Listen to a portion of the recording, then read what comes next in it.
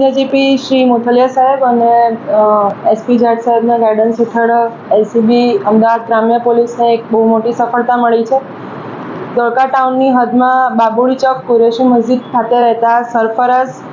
અને એના રિલેટિવ્સ છે મોહસિન સન ઓફ હુસૈન શાહ ફકીર અને એજાઝ ઉર્ફે ગટ્ટુ મોહમ્મદ ઇસ્માઇલ કુરેશી રહે મેનાબેન ટાવર નાઓ એક પશુ ચોરીની ગેંગ ચલાવતા હતા અને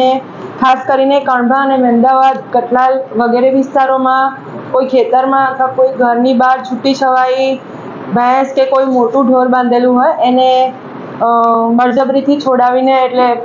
રાત્રે એકલી બાંધેલી હોય ત્યારે એના દોરડા કાપી અને એને બળજબરીપૂર્વક પોતાની સ્કોર્પિયો ગાડીમાં બેસાડીને લઈ જતા હતા અને એ દરમિયાન એની એટલી નાની જગ્યામાં અનકમ્ફર્ટેબલ જગ્યામાં એ રીતે પશુને બાંધવામાં આવતું હતું જેના કારણે એને શારીરિક ઈજાઓ પણ થતી હતી અને ત્યારબાદ ધોળકા ખાતે આવેલો જે એમનો બાબુડી ચોક ખાતેનો જે વાડો છે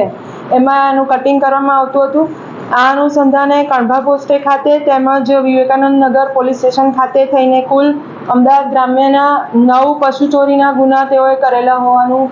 ધ્યાનમાં આવેલું છે। એલસીબીએ જે 3 વ્યક્તિઓને પકડ્યા છે એ આરોપીઓએ આ ગુનામાં જે છૂટી છવાઈ બાંધેલી ભેંસોને લઈ જવા ઉપરાંત આ સિવાય પણ ખેડા જે